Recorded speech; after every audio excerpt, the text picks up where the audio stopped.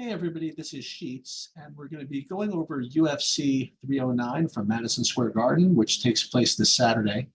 And we're doing our DFS breakdown a little bit early this week.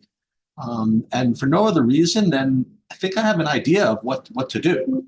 Now, again, we could have some huge line movements, or obviously some fights could be canceled and things like that, in which case I may do a follow-up video, but I feel as though this card is particularly instructive on how you're supposed to play DFS in general. So we're going to take, well, probably one of the first streams to actually deal with this from a DFS perspective this week. So hopefully you guys get on this early. Just to let you guys know, we are going to do another betting breakdown later in the week, probably Friday. And then probably Saturday morning, we'll probably wait till then to do our full lineup construction video, where we use SaberSim to just try to win this $200,000 first prize that they're offering up on DraftKings and that big GPP. So we're going to go through this, and we're going to use fight odds as kind of representation of where the props are, but we're going to again be looking for either big finishing upside, meaning a really strong inside the distance prop, or a lot of takedown upside. These are the two ways to generate points in DFS, and I think that this card is particularly instructive when it comes to what you have to prioritize as far as building lineups. Because if you don't do that, you're going to find yourself very restricted with what you can play. You're going to want to play some of these high-priced fighters, but when you do that, you'll see when you start building lineups, you start to get really, really pigeonholed and really kind of squeezed. You end up playing. I'll give you guys a little hint. If you start building lineups, you'll end up getting a lot of Kareem Silva, and it's kind of hard to explain why without kind of running them, but you will. So you have to really be kind of into playing her if you want to just kind of play normally. But that's again for lineup construction purposes. We'll deal with that later. So we'll go fight by fight. And this is what you have to be thinking about. Does the person have good finishing upside? And if not, does he have a lot of he or she have a lot of takedown upside? Does the takedowns and the scoring that comes with it, is that part of his or her win condition? I'm not so worried about whether they're actually going to win, but if in fact they do win, if they're going to score. Because even though it is only a 12-fight card, I still think that you're going to need quite a few points to put up here. So let's just get started. And right off the bat, we have Veronica Hardy versus Eduardo Mora. And Hardy is minus 145 versus plus 125 from Mora. And if we were just looking even at the money line, I think that it's safe to say that Mora has a bit of line value. Only a plus 140 underdog, or 130 even. This is a pretty decent price tag. The other thing about that is that Mora, she has that takedown upside. I'm not saying that she's going to win necessarily, but if in fact she does, it's probably going to be because she was getting takedowns. That's probably going to be her main path to victory. She's probably a little bigger, a little more physical, and that is going to be her path. Veronica Hardy is clearly the better striker with the better footwork, and I just doubt that Mora is going to be, winning a fight that plays out completely on the feet. So with that said, Mora becomes a really, really strong DraftKings play. Now, Veronica Hardy, on the other hand, because she doesn't really have any takedown upside, all of her equity is going to be in her finishing abilities. And here, her inside the distance line at plus 600 is extremely poor. So Veronica Hardy is probably the first full fade that I would kind of recommend on this card. She has no takedown upside. She has no inside the distance prop, and her line value is pretty poor. I will also say that Mora, even her inside the distance line isn't bad at plus 300. So Mora right off the bat is a very, very strong play. Then we go on. We have, what's his name? Basil Hafez versus Oban Elliott. And this is, again, it's important to remember that we're talking about DFS and not betting, or even who's going to win. Because if you listen to some content this week, you're going to start to hear a lot of steam on Oban Elliott. And quite honestly, some very sharp bettors are betting Oban Elliott. He's 8,800 though, and So at minus 250, that's a pretty darn good money line. And this is what's happening. You know what I mean? He's getting steamed up here, and at plus 250 at 8,800, that looks pretty good. However, it's not that easy with respect to DFS because you look at the inside the distance line of Oban Elliott at 8,800. Uh, it's only what by inside the distances was minus, no, it's plus 400. I mean, that's like extremely poor, you know. Hafez, on the other hand, he's got a better inside the distance line, and he's got the takedown upside. I mean, you look just even in his last two fights, three takedowns, and that's exactly what you need. So you have a combination of an inside the distance line, which is not bad, and some takedown upside. So Hafez here, regardless of what you think of him as a bet, it's an extremely strong DraftKings play. Okay, Mickey Gall versus Raheem Brahimaj. I have a feeling this is going to be sort of a fade in general, but let's just kind of take a look at this because neither one of them have particularly strong wrestling. So it's really just going to come down to the inside the distance lines here. And you look at it, they're both plus 280. You really want a little bit better. I mean, probably much better even at this price range. So this is probably going to be a fade of both of these fighters. All right, Marcin Tybura versus Jonta Denise. This is a fight that you're going to want to target. Okay, you look first of all at the pricing. You have 8,200, 8K. Unless you have a really good reason to fade this type of price range, it's a good range to try to get to. Unless the metrics are so poor, and when you look at the metrics, they are actually quite strong. You look at Denise himself. He has an inside the distance line of plus 100. I mean, at that price tag, that's like an elite metric there for that price. And on the other hand, you have Tybura, who definitely has the grappling edge here. He doesn't show it all that often, but he's been around the block quite a bit. And that's kind of a nice way of saying he's 38 years old, I suppose. But he does have some takedowns kind of, strewn throughout his career here. And considering that Denise showed in several fights that he is very prone to be taken down, it's not going to take too much prep for Tybura to see that. And if in fact he does have the wrestling still in his arsenal, I think he's going to go for that. So even if he doesn't get a finish, he's going to be able to score pretty well also. So I think both of these fighters are very, very good for DFS, and I would make sure to get both of them. All right, Jim Miller versus Damon Jackson. This is another fight which I feel both sides are extremely strong. Jackson, 8,600, Jim Miller, 7,600. So these sides are good for different reasons, okay? Jim Miller, he's not going to be getting any wrestling going here, but he's got a very strong inside the distance line for his price. It's like plus 165 for someone at 7,600. That's extremely strong. Damon Jackson, on the other hand, he's got a little bit of both. I mean, his inside the distance isn't great at plus 300 here, and this could obviously, change as the props get a little tighter. But he's got that wrestling upside. All right, he's probably going to be going for takedowns. Miller is not the greatest off his back.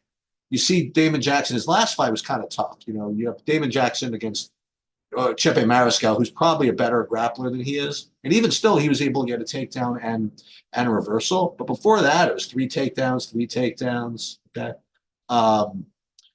And he destroyed Sabatini, by the way, with a knee and then a takedown or whatever. So 8,600 for him is very fair. And on the other side, Jim Miller is very, very good with his inside the distance line. So both sides of this fight are extremely strong. Eric Anders versus Chris Weidman. This, to me, is another fade fight.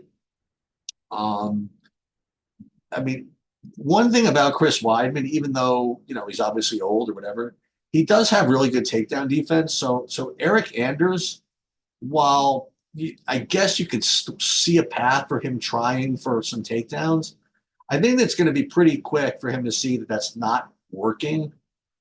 So I think this fight is going to probably descend into some kind of just kind of boring striking battle, which in which case means the fight's probably going to bust. Now, again, you do see that Eric Anders did get 5 takedowns against Jamie Pickett, and he did get 3 takedowns against Park here. Um, so yes, it's possible that he can get that going, and if so, he's going to score. But it's not like it's not as though he needs to have that happen. So I think Anders is probably a little bit weaker. As I'm talking myself through this, maybe he's not that bad of a play. Let's look at his inside the distance line. Anders, well, he's only minus 130. This price got negative line value.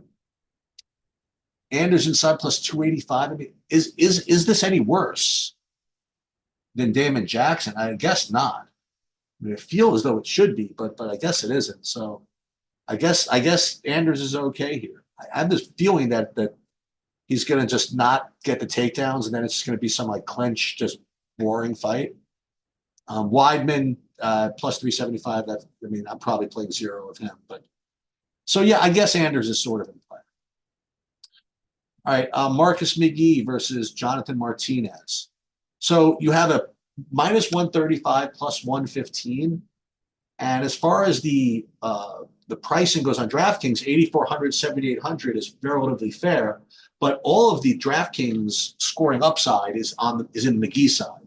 Jonathan Martinez, his path to victory, and it is a real one, you know, is that he's got extraordinarily good leg kicks and is really, really good at maintaining distance. So if he can keep McGee at distance, he could end up picking him apart with his leg kicks. And the thing is, though, is that path to victory does not score very well. So Martinez is an extremely poor DFS play. I imagine his inside the distance line will probably be plus 400 or something. We'll take a look.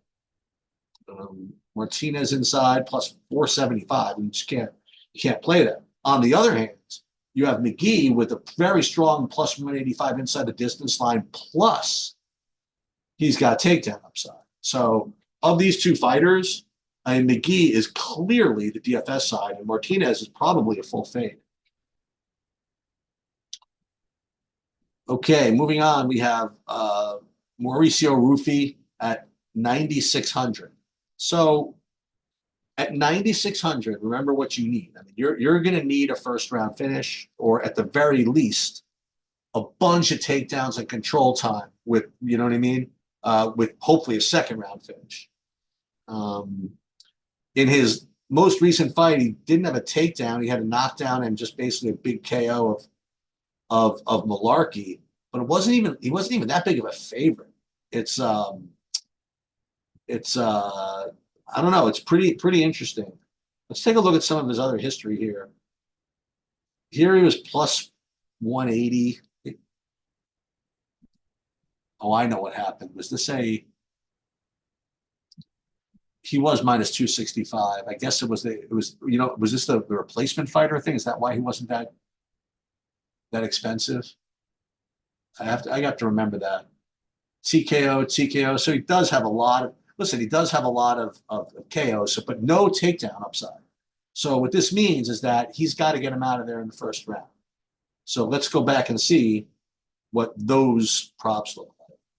So Rufy inside is probably going to be pretty strong here. Minus 190. I mean, that's obviously really good. What is he in the first round? Because that's really what you're going to need from him. All right, so it's plus 175, which is fine. So, and the other thing to remember is that even if he does get him out of there in the first round, that's still no guarantee that he scores him. He could get he could get first of all a finish on the feet, which might not score more than like 105. He could get the knockdown and then maybe score 110. Is 110 enough at 9,600? I just really don't know. So you do have to play some of these guys because between him and the other people, the other guys we'll talk about, they all have, probable paths to victory, which involve 100 points. But if one of them gets like 130, like somebody like Ruffy is really under the gun. you know, to score well in a style that does not really suit like smash type scoring. But certainly he's one of the top plays, but I don't know if he's the absolute top play. And Lon Top, unfortunately, just doesn't win often enough. So Karine Silva, I mentioned her a little bit earlier. She's going to be less popular. Well, you'd think she'd be less popular than these other favorites because her inside the distance line isn't going to be as strong. But as you'll see when you start building lineups, I think she's going to get forced into more lineups than you think. Nonetheless, let's take a look at her inside the distance line first. It's what is this? It's only, was it plus 200? Let's see. Silva inside the distance. It's got to be somewhere. My sub is plus 375. Betico is plus 400. Silva inside the plus 200. It's not that great, at that price. And for her to get there, she's got to get a bunch of takedowns here. Now, okay, in her last fight, she did get 5. But it didn't really come with a lot of ground and pound. This is the problem. Like if you told me that she was going to get 5 takedowns, I would think, oh, that should be enough. But you look at her significant strikes and her regular strikes is not enough given this control time. And as you'll see, she only got 85 points. Here against Moroz, okay, you add a takedown and a knockdown and a first round finish. That's going to get you 120. But aside from a first round finish, which is obviously possible, I mean, she's going to be under the gun to score well as also. So she's fine again, but I don't think that she's, like a lock or anything like that. And Arahu on the other side, I mean, she herself isn't really going to score well. She's got some takedowns of her own. I'm kind of the belief that this fight busts. I don't know what else to say. Silva is obviously one of the favorites you have to kind of consider, but overall it is a little bit. It's not so easy. All right, so Bo Nickel has everything going for him with respect to metrics. He is a 10-1 favorite, depending on where you look. You look at his inside the distance line. Let's just go straight to first round. He's a favorite, minus 135 to win in the first round, which is kind of insane. Probably minus 700 to finish in general. Let's just take a look. Or something like that.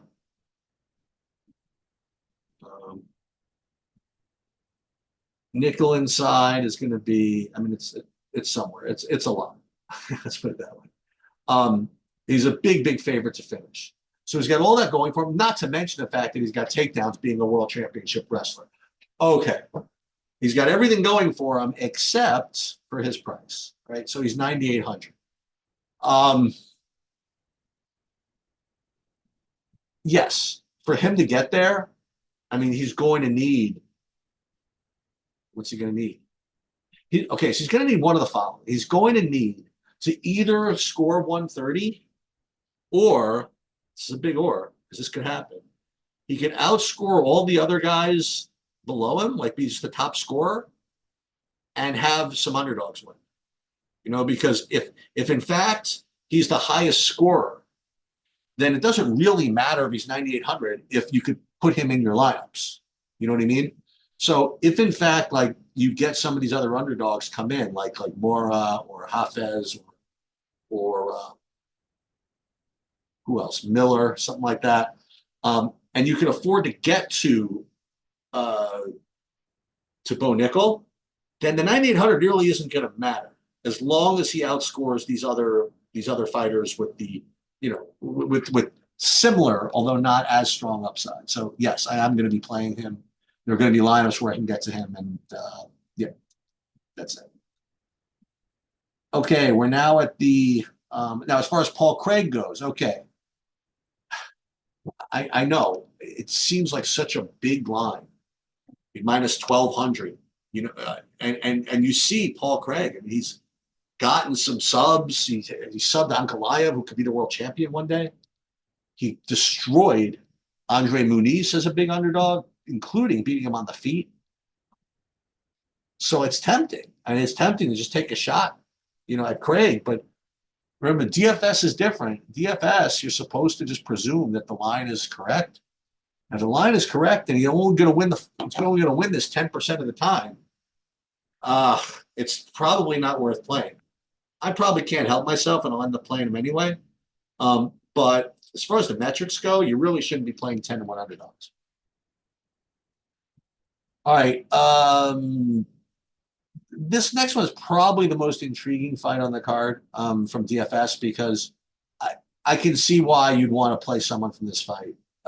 Both sides of this fight are extremely active, extremely explosive, huge finishing upside on both sides. Um, and they fought before, and I've seen a Chandler go. I have seen an Oliveira go to a decision, but it's not often. And Chandler's fights, he's really tough as well. But I think the fight probably finishes, and if it doesn't, it's because these guys have put up so much other volume and stuff, wrestling, whatever, that it's going to score well anyway. So I think fading this fight is really, really hard. We'll take a look at the metrics here, and I presume Oliveira is going to be -110 to finish, something like that, at least. Let's see. Oliveira inside -200. I mean, you just can't avoid that. I mean, his price is like lower than these other fighters. Well, we'll get to John Jones in a minute, but his price is lower than all of these guys. He's lower than uh Kareem Silva, lower than Rufi, and I think that Oliveira, as we said, Oliveira's got a much, is it the same inside the distance line as Rufi? Oliveira inside is what? What did we say? -200. And what was Ruffy? Ruffy inside was -190. So Oliveira is a little bit better to finish, and he's cheaper. So it's a very, very tough fade. And yet, on the other hand, you look at Chandler. I mean, you look at his inside the distance line for 7,200. I mean, +250. That's exceptional. So he is completely in play. So I have a feeling that this fight is going to be the one that's going to make the most sense to just lock in. Now, with that said, I mean, they're both going to be probably pretty high owned. I imagine as far as underdogs go, I think that Miller is going to be probably high owned. Oliveira, excuse me, who did I say? Chandler is going to be high owned. I don't know why I think this, but I don't think that these other underdogs I identified, like Mora and Hafez, are going to be particularly low owned, high owned. I just don't think people are willing to do this. The first two fights on the card play kind of low level guys or girls. So I think that those are probably pretty sharp. And Tybura, I think, is obviously going to be high owned because of this whole fight's going to be probably high owned because of the pricing. And then we get to the main event. You have John Jones, who he has pretty much everything going for him. And we're going to include something else. Number one, he's -700. Number two, his inside the distance line is -300, which is the highest on the card. In addition to that, he's got wrestling upside. He's a much better wrestler, and he can definitely go to that.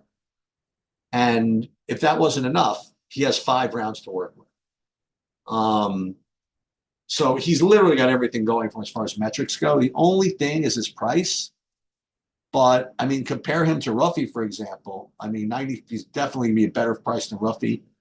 And I also would like to say I think he's a better value than Nickel. When you factor in the 5 rounds as well, you have a guy with a big inside the distance line, but not as big. You have a guy with wrestling upside, maybe. Okay, so he's not as good a wrestler as Bo Nickel, maybe, but he's got 5 rounds to punish. I think that John Jones could, if things work out, he could get like 150. If he decides to really go for wrestling, and Miocic makes a mistake of just surviving for 5 rounds in that game script, then it's 150, and Bo Nickel cannot eclipse 150, and nobody can. So John Jones is a very, very strong player. So we're in a weird spot that I happen to like all of the big favorites, and that doesn't happen too often.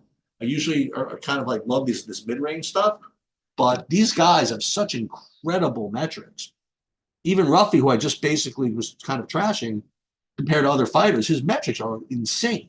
It's just that his price is pretty weak. So what I think is probably the way to play again is to try to play some of these lower priced underdogs and hope you kind of get lucky. Like maybe you get a what's his name, Imura to win at 7,500. Maybe you get the Hafez win, or Tybura makes sense, or Miller. You play these types of underdogs so that you can get up to these big favorites. Now the other thing I would mention is that another benefit of playing those kind of wrestling based underdogs is that there is a path for all the favorites to win. Or let's put it another way, for the slate to resolve where you need a losing fighter in your lineup to hit optimal. Okay. Um, and if that is the case, the fighters that are most likely to get points in losses are going to be the wrestlers. Okay. So that's another reason still why you should be playing these Moras and Hafeses and Tyburas, and why you should prioritize McGee, if you can get to him. Um, so that's pretty much all that I have. I think it is, in a weird way, a pretty straightforward type of card to analyze. Um, Now, again, as well, we don't know if we're going to be playing all this stuff in the big lottery tournament. That's a little bit different because with 12 fights, you are going to want to get different some way. And if everybody kind of just sees what I sees and plays the same way, we're going to have to try to fade that. But I don't know. We're gonna see. So I hope this is your first DFS video that you're watching this week. It's not often I put the first one out in the industry. We'll see. And aside from that, look for another betting breakdown later in the week and then a lineup construction video closer to post time. That will do it. Good luck, everybody.